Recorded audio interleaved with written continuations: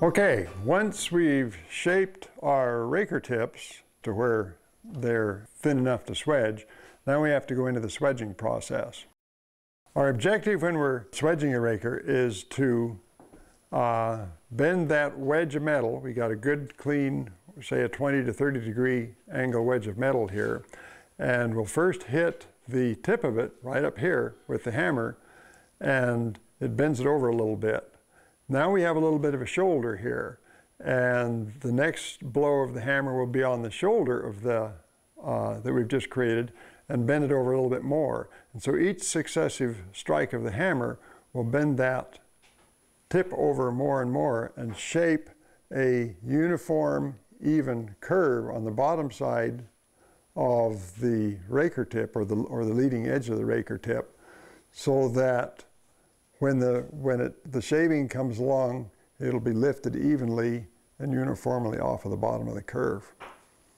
To swedge the saw, what I use is something called a pin gauge. The pin gauge is just a tool that you place on the saw like this, and there's this pin in it, or a screw in this case, that sticks down slightly below a plate that rests on top of your cutter teeth. I use the pin gauge and a 1-pound swedging hammer.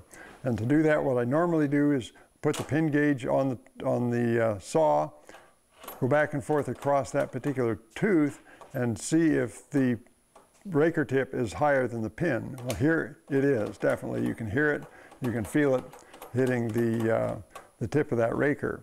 So now what I'm going to do is strike that raker tip with the hammer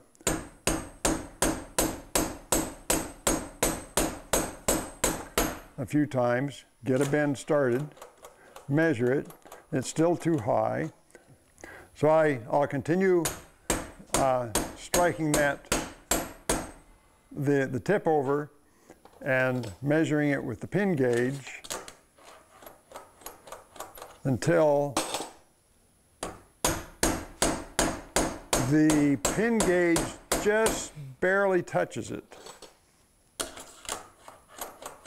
Okay, now this particular raker is being a little bit difficult to swedge over, and so what I'll do is thin this up just a little bit more. There's a shoulder right here, the interface between where the hammer's been hitting it and where I had filed it, and I'll take just a little bit of metal off of that. Take a couple licks off of that. One more should do it.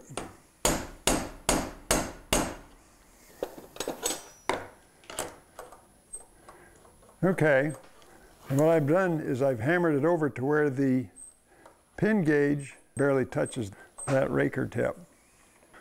Now that I've finished swedging the raker over to the pin, I need to dress the bottom side of the raker tip, because we're talking about sharpened chisel edges here, and what I've been doing is beating on a sharpened chisel edge with a hammer, which is contrary to making an edge sharp. So there's a good chance that I've perhaps knocked one corner over a little bit more than the other, or got a little bit of a burr on the bottom side of that raker tip. So I'll take a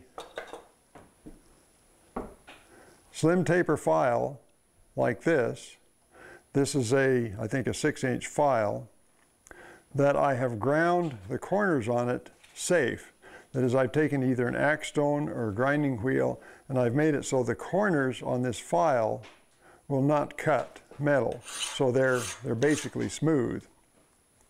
And I'll take that file and I'll put it on the bottom side of that raker tip that I've swedged, adjust the angle on that file so that it matches the angle of the swedge, and carefully, fairly lightly, file across that tip to dress it up. Take any burrs, any unevennesses, etc. off of off the bottom side of that tooth. And I do that with every left-hand raker tip on this side of the saw.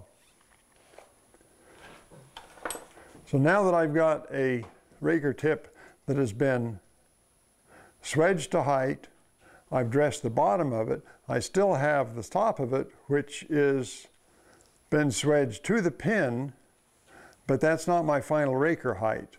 So I set the pin up on the pin gauge so that the raker tip is still about 3/1000ths of an inch too high after I've swedged it. So now I need to take that 3/1000ths off, and in the process I dress the top of that raker.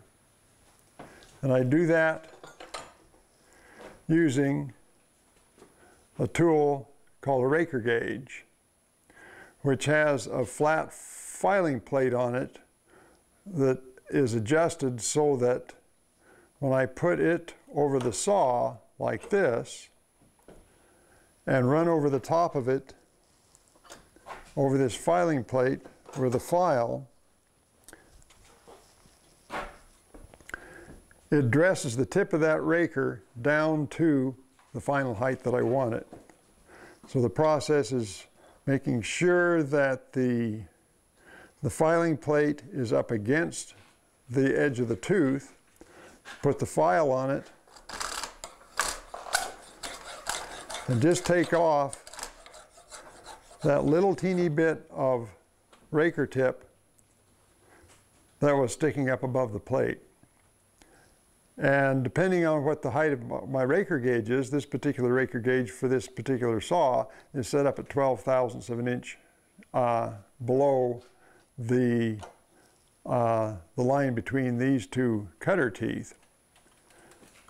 Once I get that height once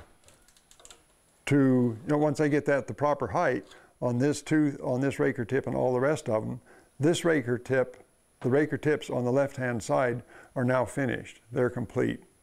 And they'll all have machined bottom surfaces, machined top surfaces, and all be precisely the same height.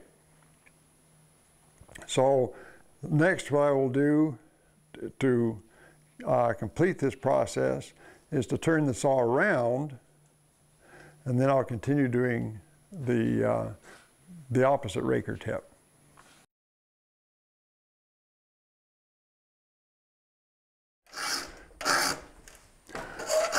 Okay, this saw is filing quite easily, which implies to me that the rakers are not extremely hard.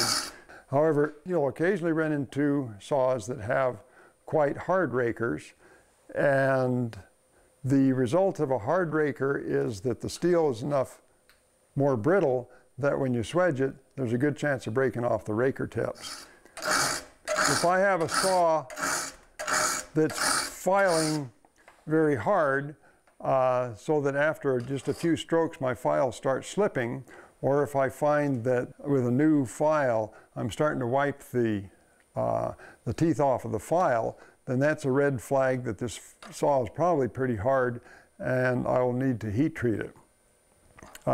Another red flag is if after you've filed the teeth and you break a raker tip off, then that is pretty much of a red flag which just says you need to heat treat your rakers.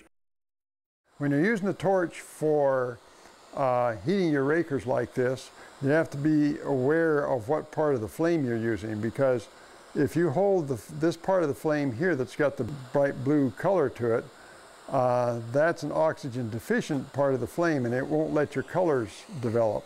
So you have to hold the flame on the torch or on the tooth to where it's outside of that bright blue part of the flame. And even then, as you watch the colors run, you occasionally have to move the torch off to the side of the tooth in order to truly watch the colors run. So I'll go ahead and I'll start heating at the bottom of the tooth here. You'll see the colors turn. It first starts with a kind of a straw color, and then it turns brown, and then a purple color, and then a real dark blue and a light blue, It goes through a turquoise color, and then it'll go through that series again, but much less intense. So I'm starting to heat right at the bottom of the tooth. You can see where the torch is hitting the tooth. And what I'm doing is moving the flame off to the side as you're watching the colors go up the tooth. Okay, you can see the colors are starting to turn there. They're starting to turn. You can just see a brown that's turning, now it's turning purple and sort of turning blue. And I'll just follow that color right up towards the tip. Okay, so that tooth is now done. You got to be careful when you're doing this that you don't actually overheat the tips of the rakers, because they're fine and they can overheat quite rapidly. But you can see the color sequence on that.